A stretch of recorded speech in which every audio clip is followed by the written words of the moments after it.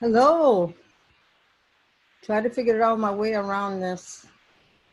I always say I'm gonna practice more, and I never do. Okay. Hello. Welcome to my masterclass on disruptive ideas for restaurant, but it's actually not just for restaurants.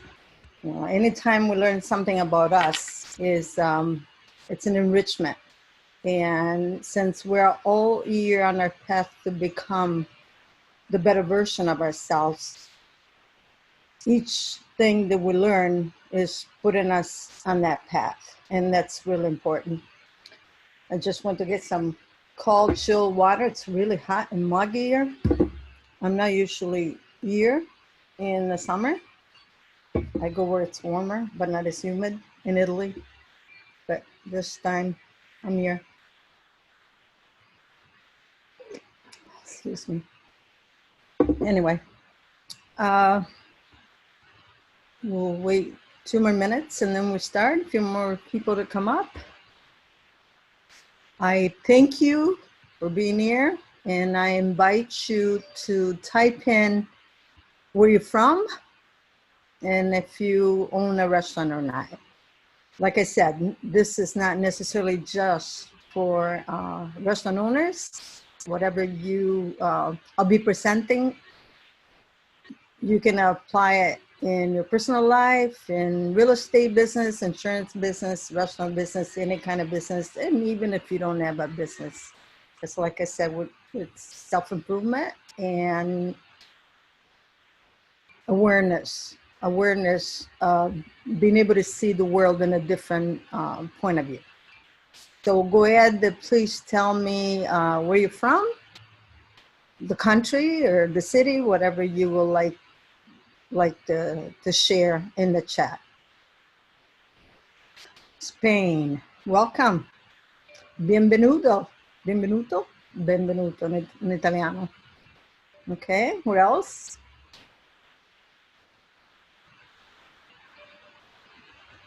Who else? London, UK. Well, yeah, for restaurants near London. Welcome, Edward. And welcome, Sadia Bruce. Julie, welcome, Julie. I know you're in Michigan. So everybody welcome. I'm gonna share my screen and we're gonna start. So, percent. Okay. Okay. So here we are.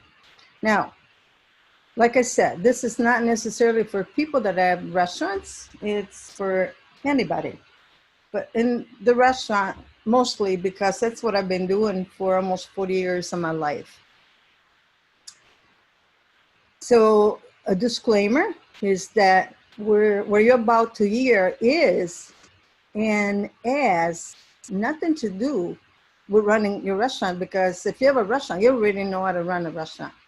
It's about running it in a different way, and that's really important. Well, I haven't mastered this art of switching with the mouse, but I'll be able to do it. So the difference between those who thrive from this time and those who collapse will have everything to do with how they utilize your mind. It's not just how to run a restaurant. because like I said, if you have a restaurant, you already know how to run one. Now, especially for sole proprietors and entrepreneurs, now is the time of service, for service. You need to have creativity, ingenuity, collaboration, and flexibility. And I have all the tools to show you how to do that. Like I said, I own and operate a restaurant, an Italian restaurant in Michigan for 39 years, 1 month and 2 weeks, and sold it 2 weeks before the COVID deal started. So I know a thing or two about that. So success is 95% mindset and 5% strategy. And I think if you've been in business long enough to realize that, you're already on the way to success. Success is not just our work, and it's not a lot of the stuff that we tend to think it is until you start being there long enough to see what it is. So, whoops, sorry. So who am I? I'm Liliana Cavaliere Hintz. I was born and raised in Italy. I was 24 when I came to the United States with a 3-month tourist visa.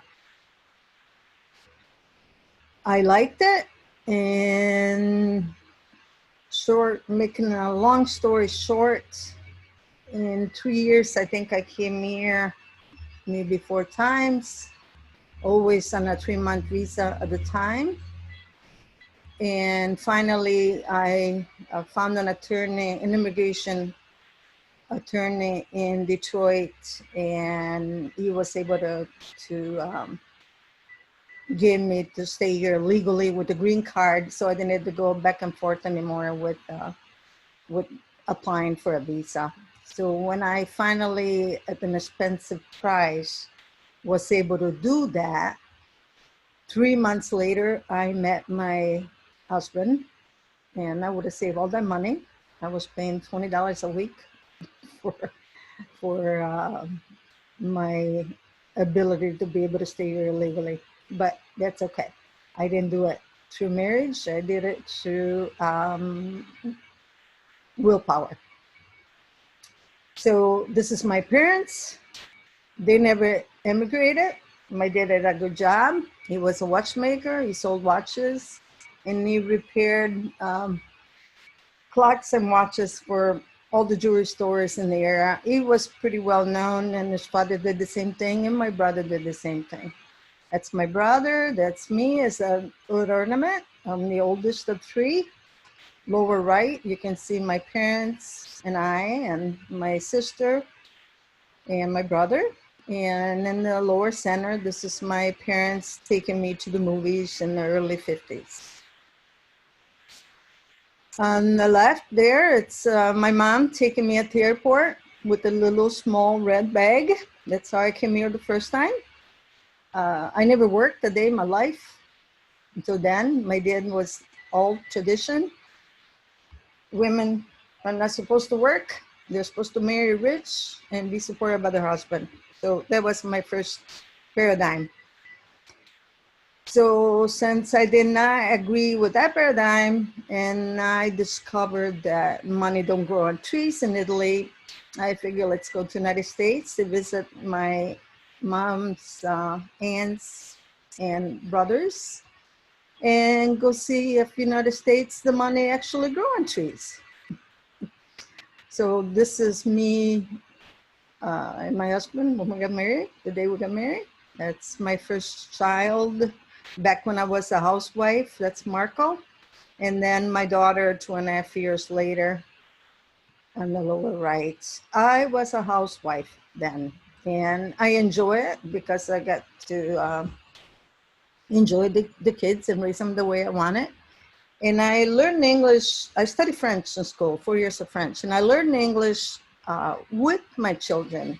Their first language was Italian because me being the oldest, my parents wouldn't have been able to understand them if I didn't teach them Italian. So my children are fluent in Italian.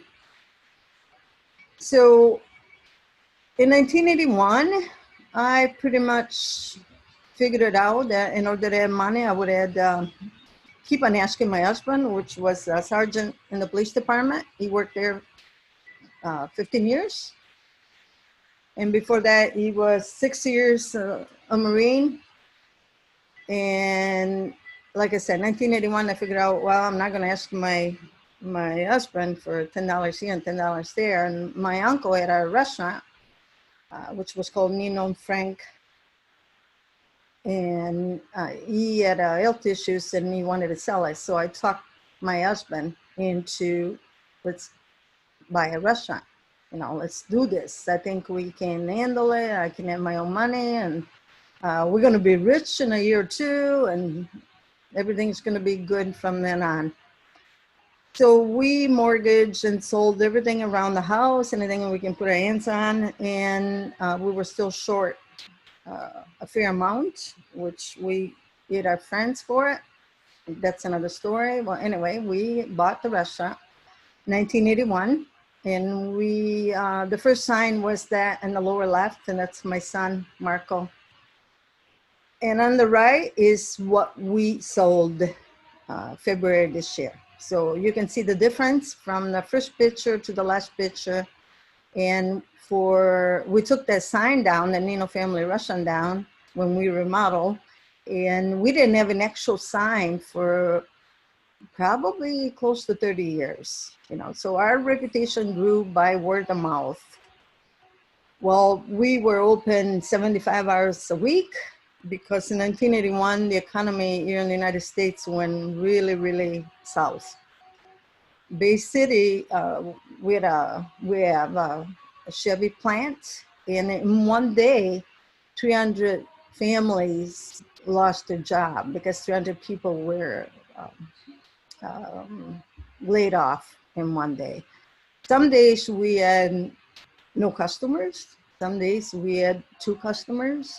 We didn't have a liquor license, and the town was pretty bad hit by a recession. And so finally we got a sign almost 30 years later. This is my husband and I with my grandchildren. I have a 16 and a 10-year-old granddaughters. This is my daughter. This is my husband, and this is my son, which is now 42. They grew up working full-time in the restaurant, so they got married and gone. We never had babysitters at home, except maybe once or twice because the kids were sick. The kids were always with us at the restaurant and put them to work at a very young age. So this is, because I'm from Italy, every year I went to Italy. I told my husband before we got married, I said, I'm not gonna wait to get rich and famous. I wanna go see my parents. If and when it's possible, I like to do that. And he agrees, so I said, okay, now we can get married. So we start closing for 2 weeks, and then we start closing for 3 weeks. The first 3 years, we didn't close at all. We worked straight nonstop because we had a lot of bills and, like I said, a bad economy. But then eventually, when my kids got married and were gone, the last 2 years before we sold it, we closed 4 months. And when we got back, we always had our customers back. I mean, no heavy advertising, no marketing other than Facebook. I mean, truly blessed, but we grew up with the customers. Okay, this is how this whole thing started. That's me and smoking, and I only had 1 child back then. I used to be a heavy smoker, and I smoked 2 to 3 packs a day. And when we went to Italy, we will buy the cigarettes here, Marlboro Red, and take them with us because they were so much more expensive there. So one year we decided we're going to quit smoking, so we're going to Italy without cigarettes, which we did. Well, 4 hours later, I had to have my cigarette. Well, my husband stuck with that. And my kids never forgive me. It's like, Dad is so strong and powerful, and you're so weak, and you were not able to do it, and so on. And, you know, for about 4 months later, 6 months later, the local hotel was hosting an hypnotist. And some people from the restaurant, servers and some close friends, they say, you know, let's go there, let's see if it works, and let's get hypnotized and quit that way, because I didn't have any willpower. At that point, there was no willpower. Now, I forgot to say one thing. The only cooks at that point in time at the restaurant were my husband and I. We never missed a day of work, and we worked full time. We're really dedicated. We open and everybody, the workers came in when we opened, but we were there 2 hours before and 2 hours after. Anybody that has a restaurant knows the work that goes on behind closed doors before you even open the door for customers. So I went to this place to get hypnotized, and it worked. I went from 2 to 3 packs a day to, I haven't had a cigarette since April 18, 1988. So that opened all new life, opened a door in my awareness. I just couldn't figure it out. And it got me that I wanted to know more. How does it work? What did it? I mean, I don't remember what words you use or whatever, but what did it? So I went out and started studying the mind on my own. You know, I always loved to read, and that's one of the reasons and one of the ways where I learned the language, with a dictionary and a book, look up word by word. And I learned so many words, and I put them all in this computer of ours that we're not even aware to have one. And I figure, you know, eventually the words will pop out. And so I went out and studied the mind and programs like, Earl Nightingale, Deepak Chopra, Napoleon Hill, Dale Carnegie, and like I said, Earl Nightingale. Well, I don't know if you've seen the movie The Secret, and Bob Proctor was one of the actors. Well, then along the way, I found out that Bob Proctor was working for Earl Nightingale, and I got into, I bought in cassette form, The Lead the Field, back in the early 90s, I think it was. So it was like, oh my gosh, you know, all those people, they know a thing or two about how the mind works. So up until that point in time, when I quit smoking, our work in sweat, blood, and tears was the only thing that was making that restaurant go, okay? So it was like, you do this, you do this, you do this, you become a machine. And then by then we figured it out that 1 or 2 years did not make us rich. So let's give it a try, 2 more years and 1 more year and 3 more years and so on. Like I said, 39 years later, we sold it. And I sold it by applying some of the principles that I learned along the way with all this awareness, with all this studying, with all this getting to know who I am, and how to get the best out of me and out of the people around me. So when I found out that Bob Proctor was working for Earl Nightingale, it's like, oh my gosh, this is an omen. So I would like, I don't know if you know him or not, but I'm going to play a short, very short video just to listen to what he says. Just recently, I was preparing for a call with a group of people that I was coaching. And I had them submit questions. I wanted to find out the direction that they would like me to go. And I found that without exception, there was quite a number of them. They all had essentially the same problem. There was an imaginary wall that they were running into. They couldn't make headway. And I remember some time ago reading some material and was pointing out that our only limitation, yours and mine, the only limitation we have is weakness of attention and poverty of imagination. You and I are creative beings. We're capable of doing absolutely phenomenal things with our life. we're capable of enjoying an incredible life. But we've got to do it ourselves. No one can do it for us. We can get help. I've never read of anyone or even heard of anyone that did anything of any consequence on their own. We do need help. But we've got to be able to focus. We've got to have strength of attention and richness of imagination. The limitation is caused by weakness of attention and poverty of imagination. But when you talk about the attention, you're talking about focus. You're talking about bringing all of your conscious attention to bear on the objective that you want to reach. Wernher von Braun was asked by President Kennedy what it would take to build a rocket to carry a person to the moon and bring him back safely to Earth. He said, the will to do it. You see, the will is a mental faculty. It's one of our higher faculties. We have mental faculties. Most people live through their senses. They go by what they see, hear, smell, taste, touch. We have perception, the will, imagination, memory, intuition, reason. These are all higher faculties. Well, the will gives us the ability to take this power that's flowing into our consciousness and we can direct it. We can bring all of our conscious attention to bear on a given spot. Now, if we have a weak will, that isn't going to happen. We must strengthen our will. It's like a mental muscle. But before we get focused, we have to decide what we're going to focus on. So we want to take the latter, which is the imagination, and bring it to the front of the game. Do you know, Napoleon Hill said the imagination is the most marvelous, miraculous, inconceivably powerful force that the world has ever known. Now, you and I have an imagination.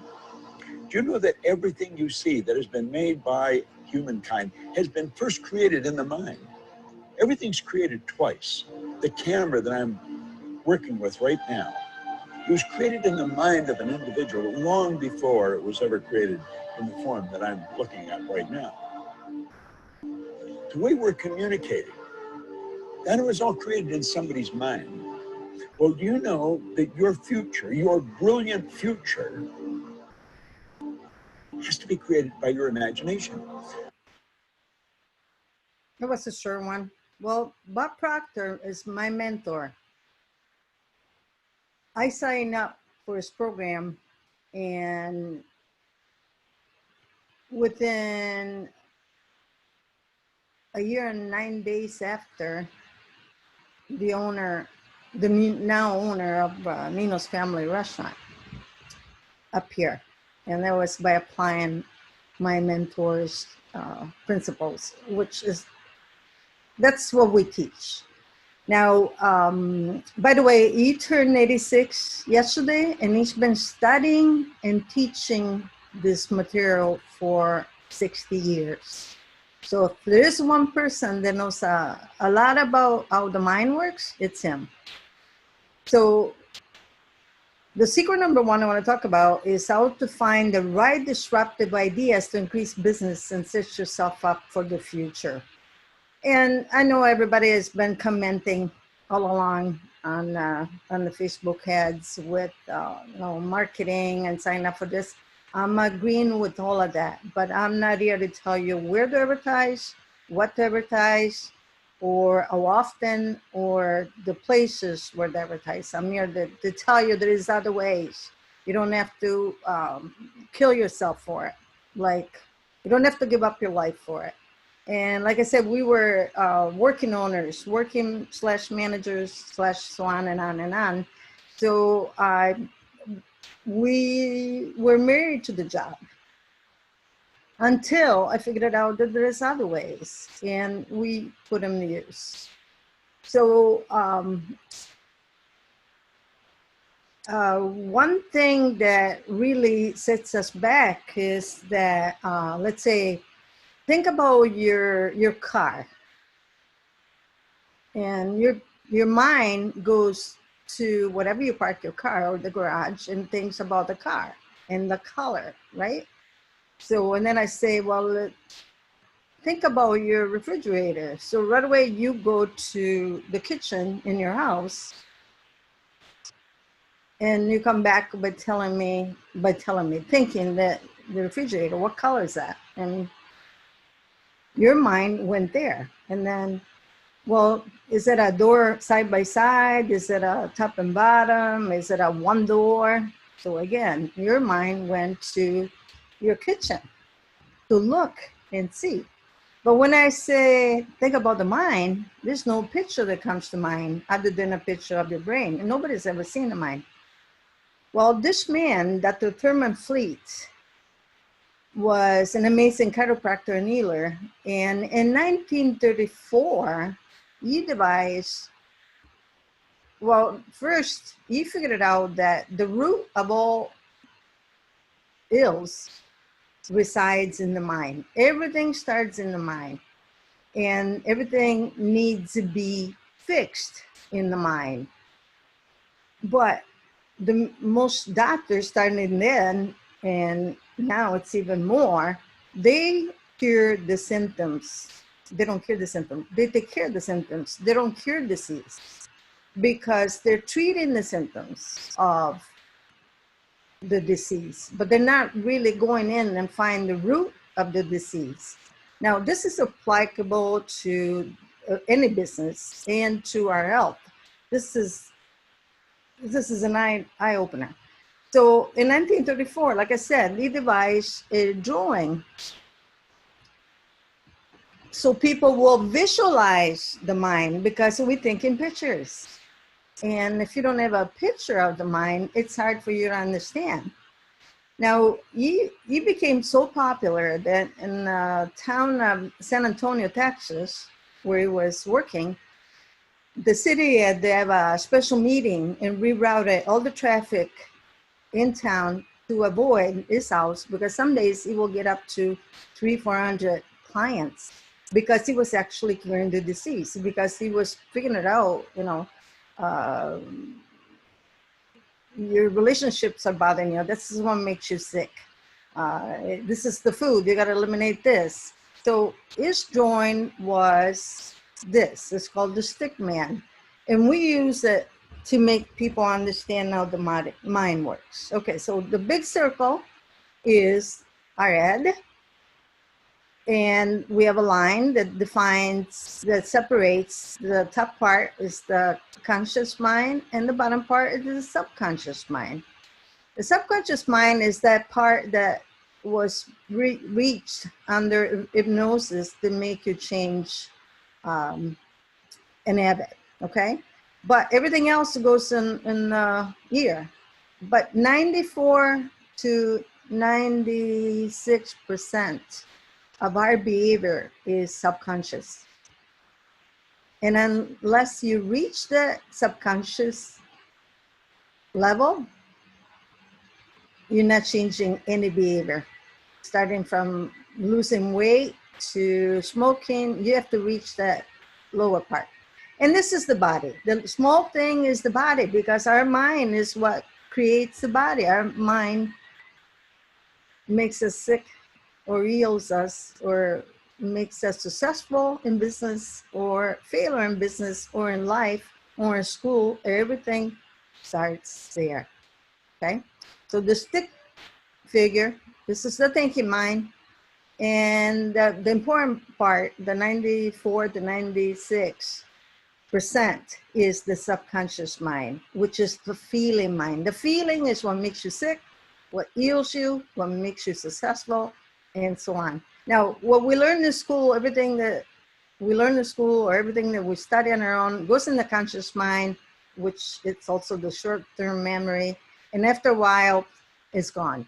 But anything that reaches that bottom part, it's there to stay and operates our breathing, operates our lungs are going in and out, and the blood is pumping, and our stomach is digesting, is doing all the necessary stuff to make us operate 24 hours a day, makes our heart pump, the blood pressure, everything is regulated by the subconscious mind. But we get so wrapped up into the little portion on the top part, which is all short term. And it's so important to understand this concept, because once you understand the concept, it's like a light bulb, like it happened to me. It's like, oh my gosh, there was a better way. You don't have to kill yourself for this. So we are a mass of energy. Now I talk about Thurman Fleet, a chiropractor. Now I'm going to talk about Kirlian. Kirlian in 1960, I don't remember anymore, 1961, I think. If he devised a camera where he would take pictures of the energy leaving out of the body, and they call it, and they're still using it, Kirlian photography, and figured out we are a mass of energy and we function on frequencies. Now, Tesla said that, Einstein said that, they figured it out. We function on frequencies, just like a radio station. If you want to listen to Country 101, you can go to 103, 104, 105. That isn't going to be the country station you're looking for. You have to really go on that frequency. And if you want rock and roll, you got to go on that frequency.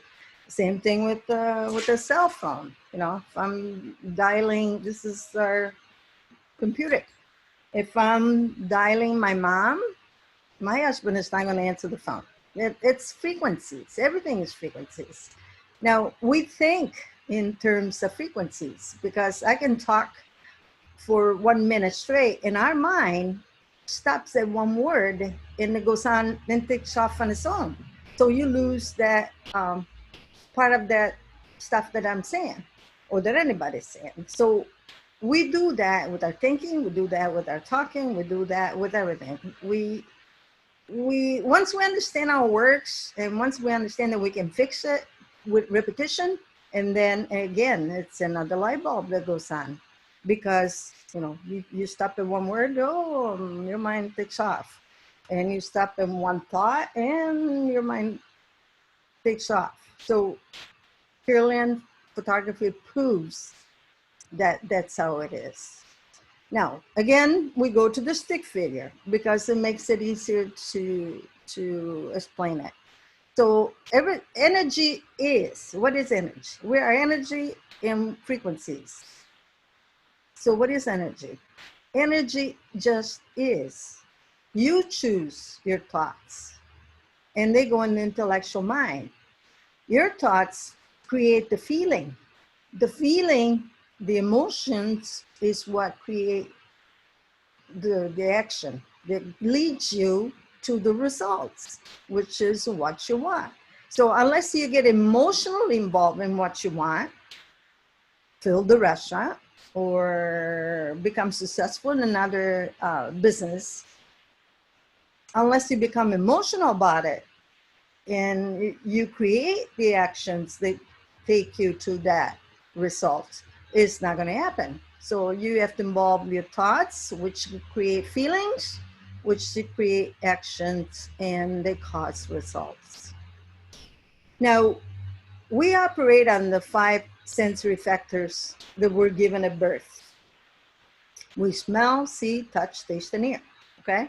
And we get all wrapped up into what we smell, what we see, and we get in trouble because of that, because instead of going in, we're going out. But in the restaurant business, that's exactly what we need to work with. We want to give the full experience. Doesn't matter if it's a virus going around, doesn't matter if we operate at 50%, doesn't matter if it's just advertising. We need to get the client and the customer with the 5 sensory factors. So we need to get them with the smell when they come in. No greasy smelling deep fryer that needs to be changed. No low operating fan that doesn't take the air out the back door and so on. They need to smell the food. They need to see the food. They need to see the people cheerful. They need to see the people happy eating. They need to touch what they're eating. I mean, touch with their eyes. They need to taste, and they need to hear, not just the ambience, not just the ambience, but the ad on the radio, the ad on TV. It's all, you have to target the whole 5 sensory factors in order to please the customer. And mostly you need to to build memories, because once you build memories and you're not there to catch the $50 for today, you want the long-term relationship. You want the guy to choose you over another restaurant when it comes to decide where they're gonna go eat. Okay, and how you're gonna do that? By applying all the 5 sensory factors for the client, but you have to use the undeveloped faculties that we were all given by God, by the universe, by the force, whatever you want to call it. So we are a spiritual being.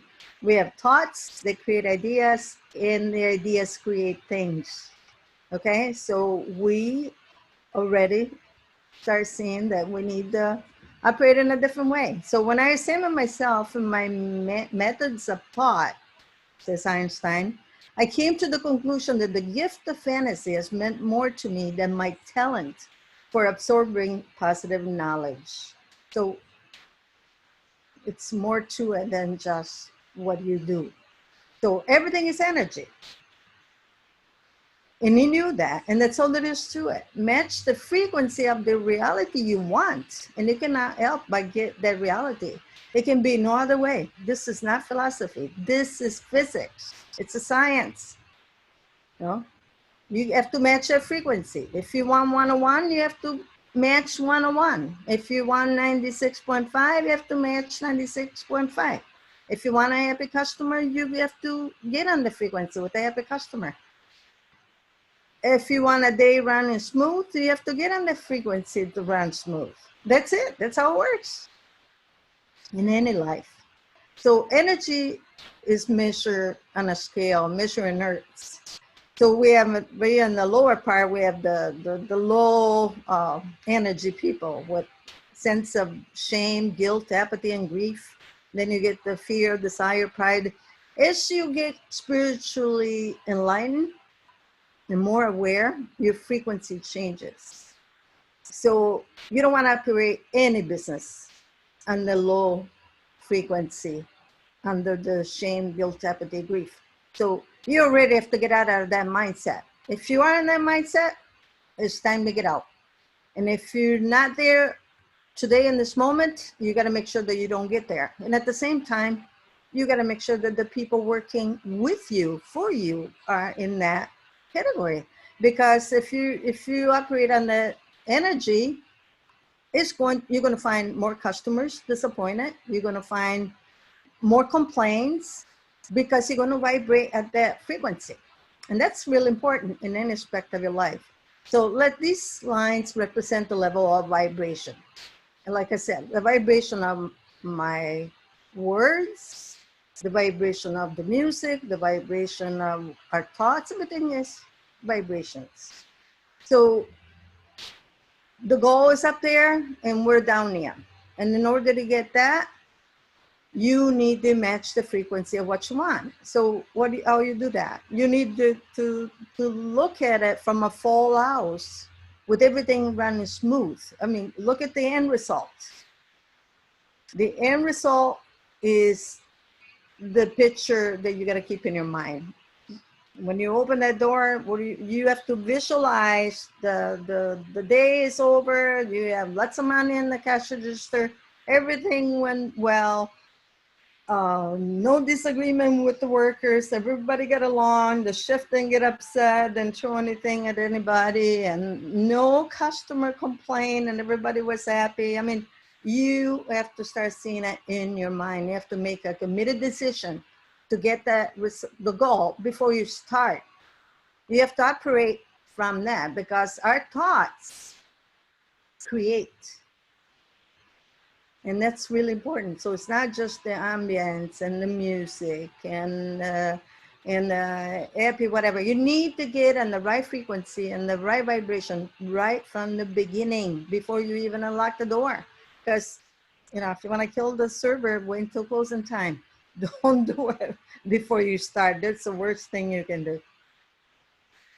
So now we need to learn how to use the mind. The mind encounters as a lot of paradigms. And what are paradigms? Well, like I said before, I came to the United States because I found out that money didn't grow on a tree in Italy.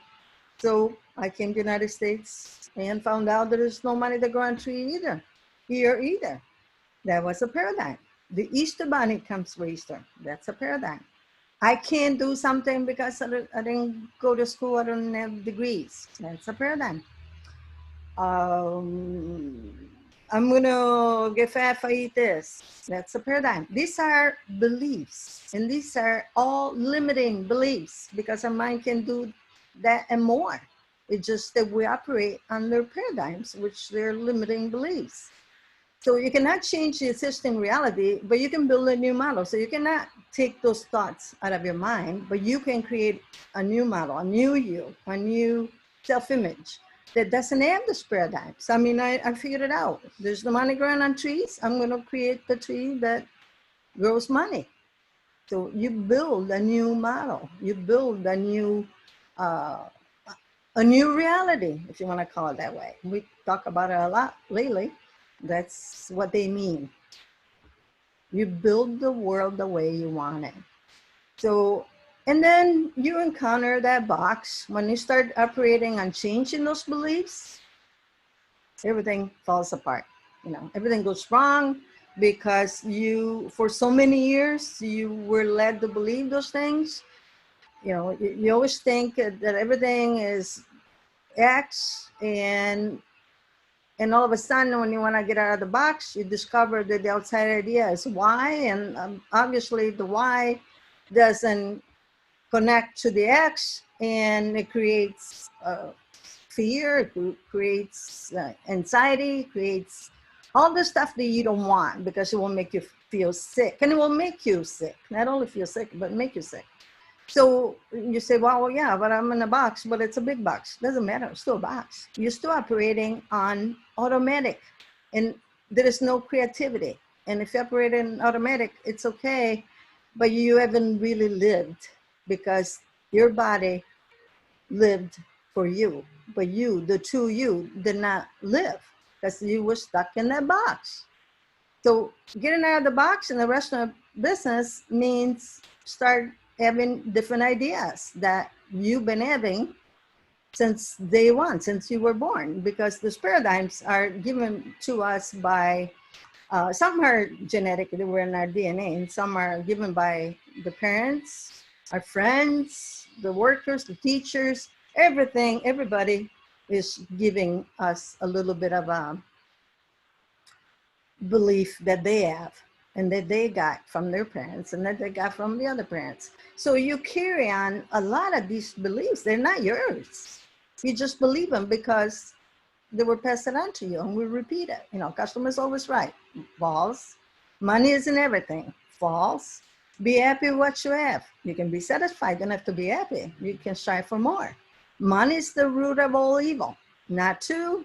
Evil is evil if you make it so. I'm just not good with money. False. The rich get richer while the poor get poor. False. You have to remember, what true is not true. What's true is what you believe to be true. You decide if you want to believe what's true. You know, this virus kills everybody, this virus doesn't kill everybody. The news says this and the news said that. You choose your thoughts. You have your beliefs. If you think you're going to get fat because you eat this, you're going to get fat if you eat this. If you think you're going to die because you do this, you're going to die because of this. That's it. That's how it works. That's how everything originates there. It's our beliefs.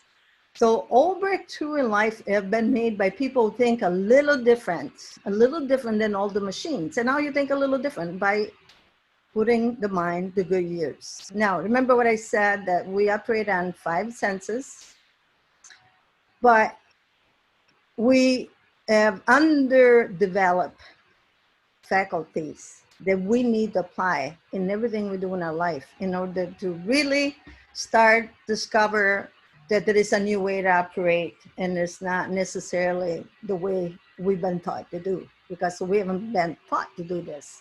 So we have perception, the will, imagination, memory, intuition, and reason.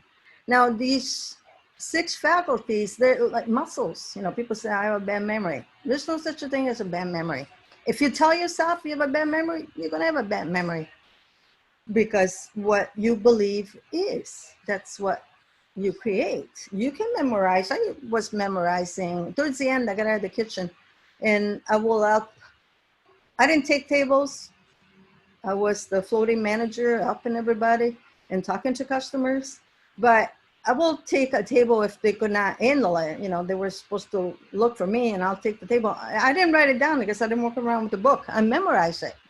Knowing how to cook the food and all the ingredients was easier for me to concentrate on what I had to do.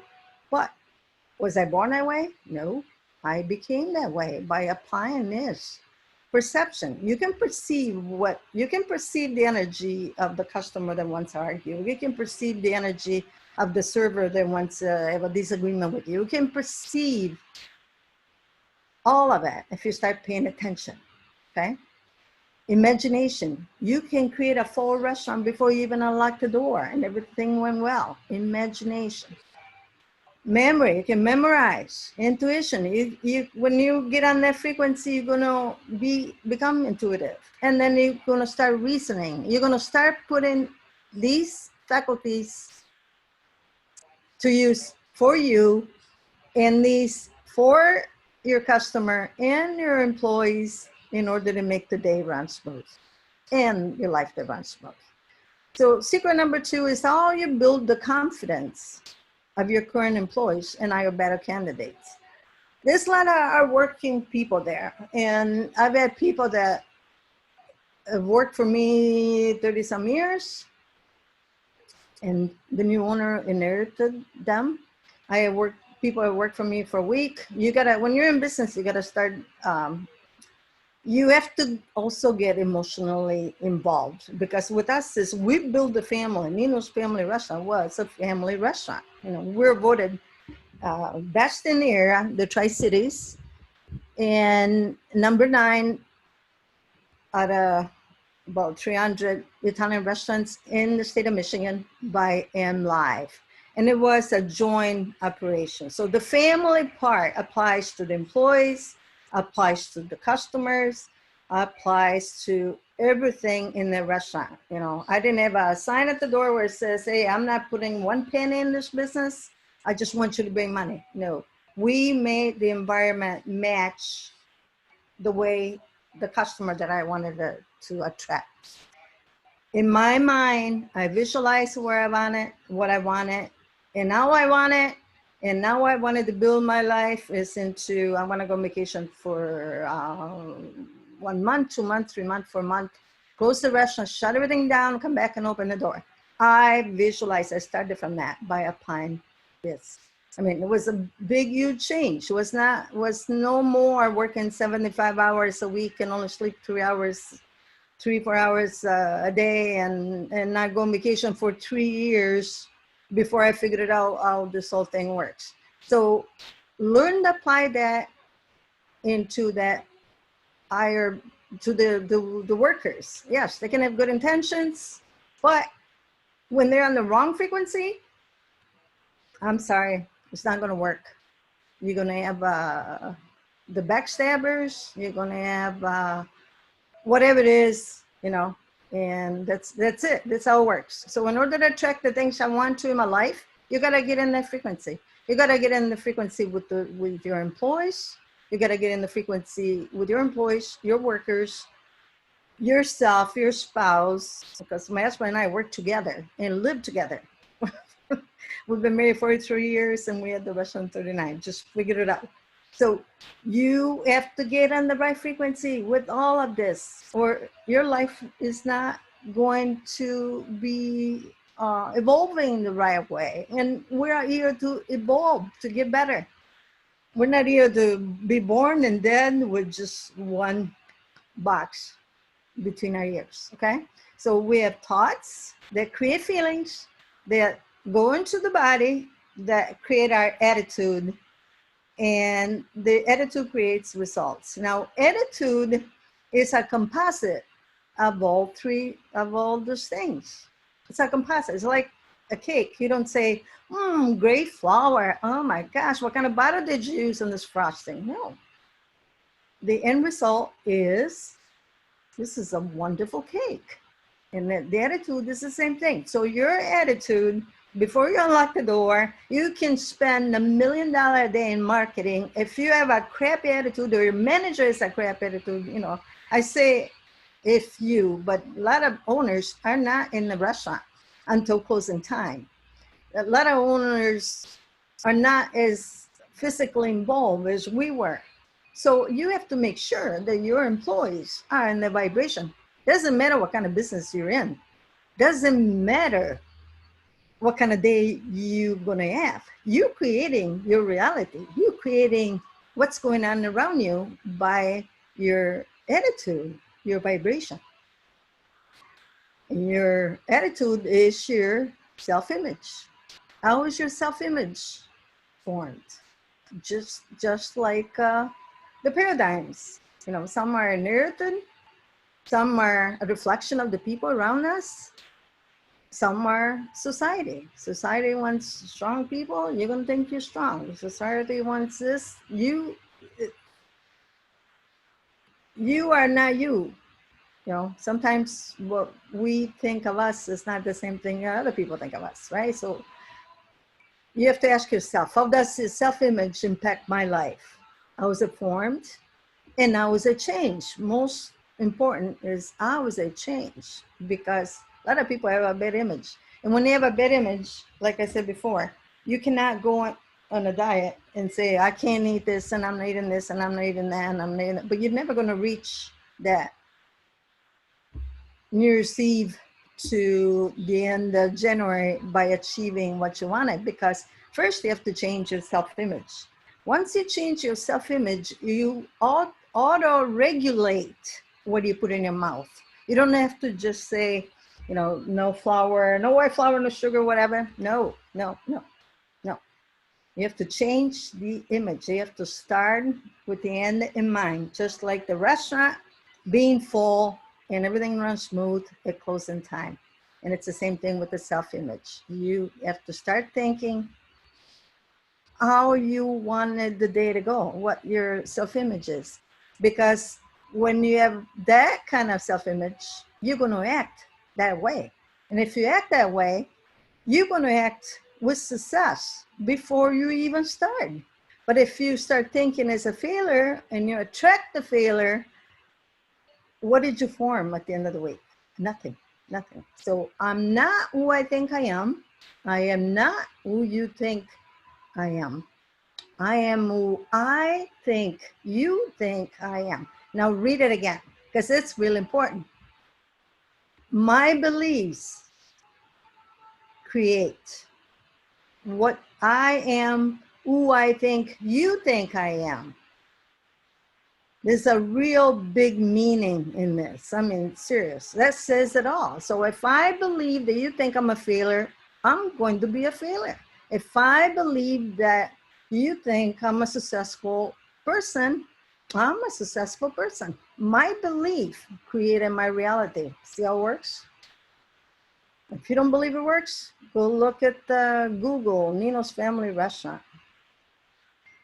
Now, this is how the self-image is born. Remember the stick man with the round ball divided in half? Well, the baby is born with an open ball. We throw in everything we want to throw in. You know, you put in front of a TV, baby doesn't understand the words, but hears the frequencies, which we don't think of that. That's how advertising works. That's how everything works. You know, mom believes this. Mom thinks the baby is cold, so I put a sweater on. Dad thinks the baby's hot, so he takes the sweater off. Puts in all these paradigms. We think the baby's gonna like peas, or I think the baby's gonna like bananas. The baby is not really choosing anything. He has to accept whatever you throw in. So everything that's happening in the baby's environment is going directly into the baby's subconscious mind. And we become a product of our environment. So it's not us. We don't. The self-image was created by what was going on around us. Isn't that interesting? You know, so your self-image was handed down to you when you were very young, just like you know, my mom's experience, my dad's experience, my teacher's experience, that formed my self-image. So the negative limiting beliefs is like, who am I to do this? Oh my gosh, how am I going to do this? I'm going to start thinking by the end of mind. That will be really hard. The paradigms is going to shake my cage. Doesn't want to get out of the box. So it's like, oh my gosh, you're not going to be able to do that. What will others think of me that I'm doing everything out of the box? You know, you're not supposed to do that. Well, what if I fail? Well, what if you fail? Get up and do it again. Well, I don't want to be greedy. Well, those are all stupid beliefs that limit us. So attitude is your perception of something. When you change your view of a situation, of a place, of a person, of a thing, you change your attitude. And when you change your attitude, everything in your world changes. So everything starts from that. Your self-image that creates your attitude, puts in that vibration, puts you in the vibration with the right people, with the right client in any endeavor and in any business. Because we have laws. We have laws, many laws, the law of harvest, law of karma, cause and effect, law of harvest. You cannot plant a pea and have carrots grow out of that. Doesn't work that way, right? And karma, you're going to attract what you give. You're going to be a crabby person thinking that everybody's going to screw you off at work today. That's what you're going to, that's what you're going to attract. So this is a cause and effect. And that's in every aspect of anyone's life. So your ability to live the good life is depending on your level of awareness. It's not down to the intellect. It's down to awareness. Remember the 95% mindset and 5% our work.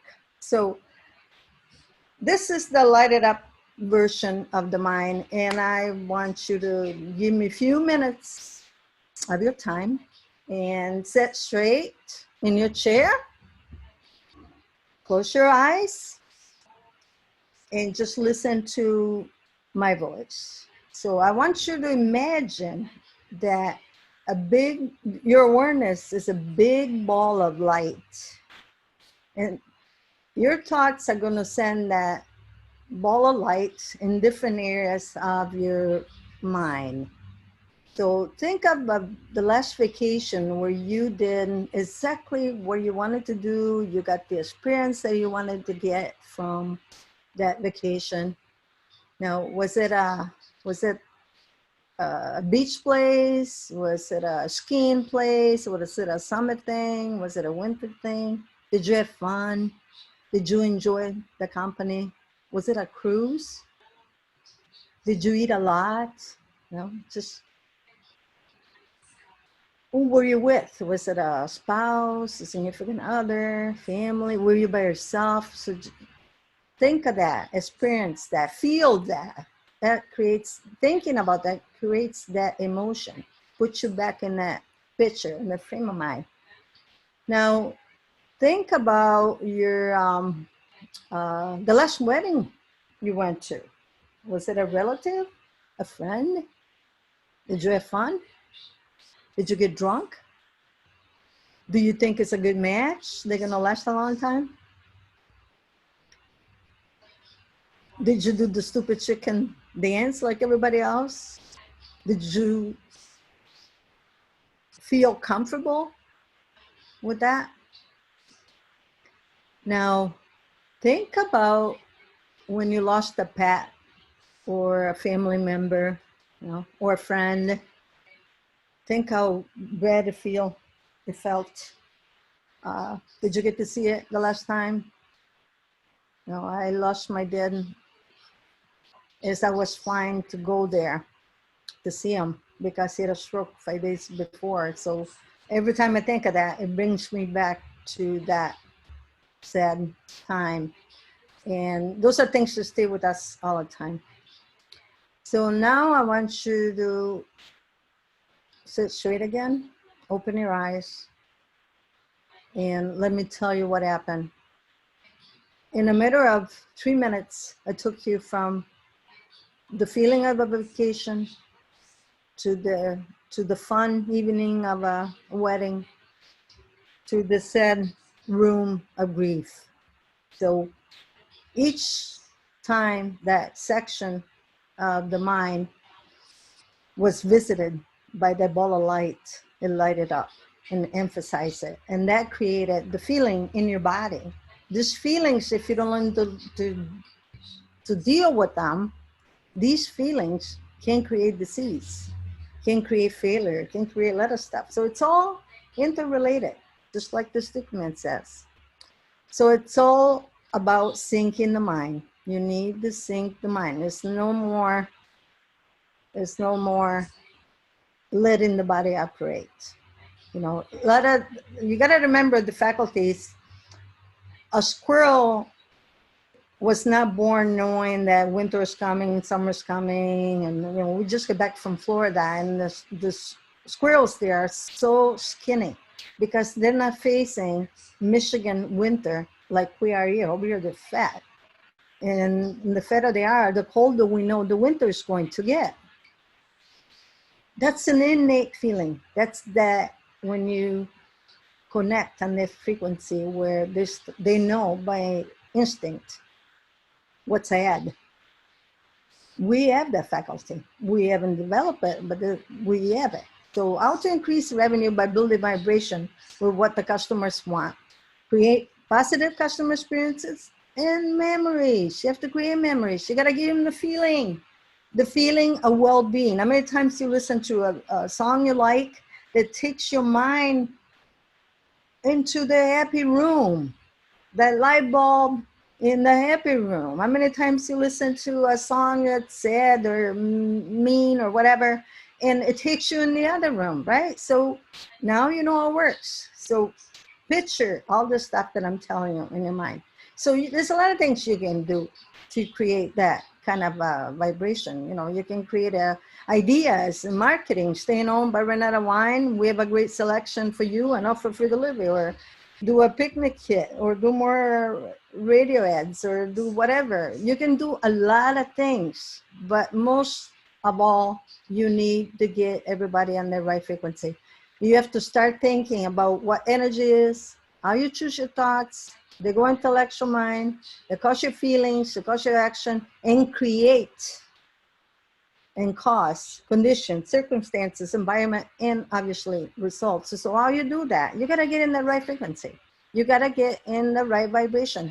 You gotta get in the right vibration, or your manager. And then in turn, the manager has to put in the right vibration the employees, which they in turn, the whole combination, the whole recipe of that cake, of that successful evening, successful day, successful whatever it is going to be all on that vibration, and everything's going to run smooth. But it's going to start from you, your beliefs, how you believe it, how you see it, what do you believe, and then attract.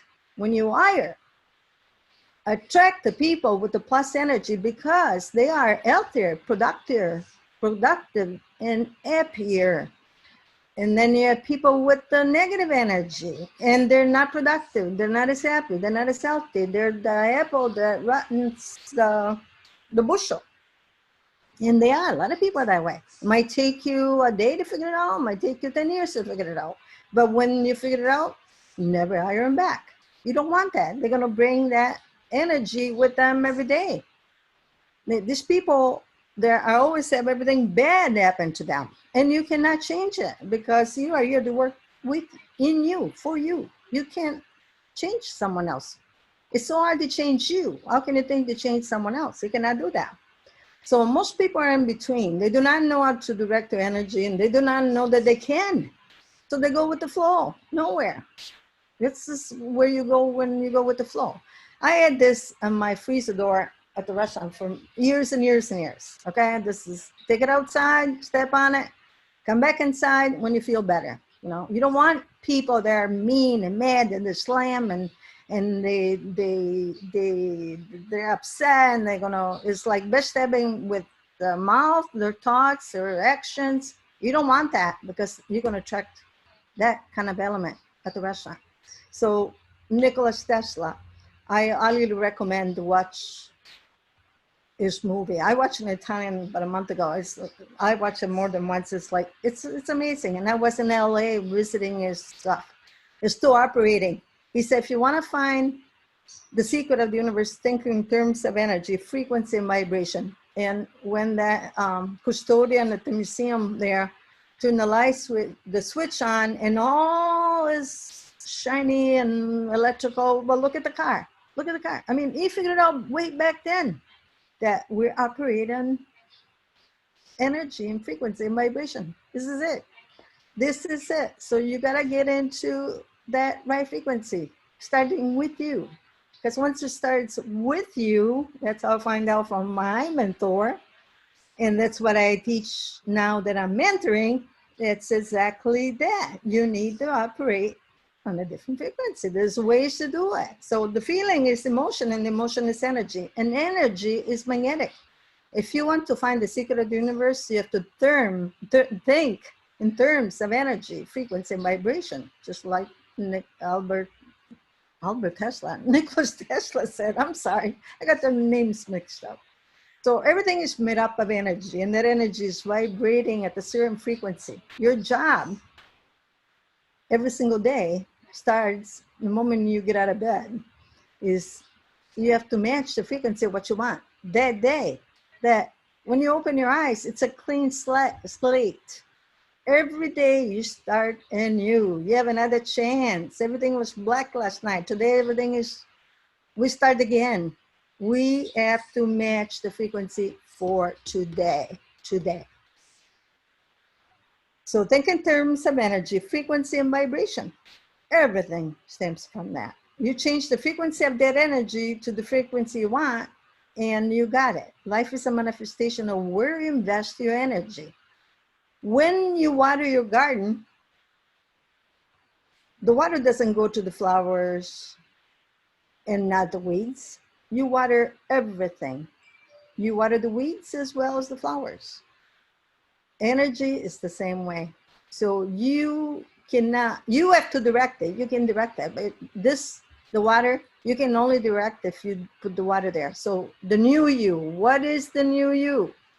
Do you already see things in a different way than you did when we started? Did I get your attention? Did I made you think? How many times did you get off the vibration when you stopped at one single word that I said? And maybe you missed the long picture? But like now you know that all you gotta do is repetition. Go watch it again, and go watch it again, and go listen again. I don't just read a book. I read the same chapter 1 month straight, because that's how it works. So it's all about awareness. It's all about being aware of us and work towards that moment, that end result in every aspect of your life. So I like to thank you, and I like to invite every one of you to book. There is a link on the chat. Book a free discovery call with me. I'd like to know.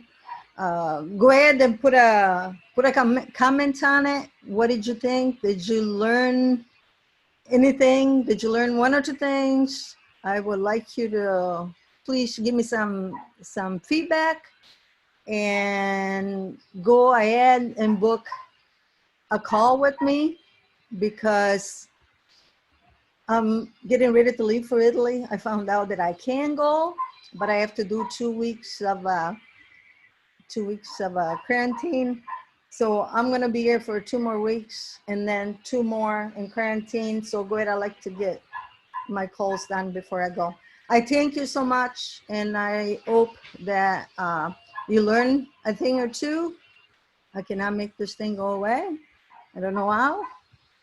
And I thank you so much. Oops, I cannot make it go. Oh gosh. Oh, I figured it out. No, it's not. Anyway, go ahead and book the call. You can scan it on the screen if you like. And I thank you for coming. Thank you, Julie. Anybody else would like to give me some input, comments? I will really appreciate it.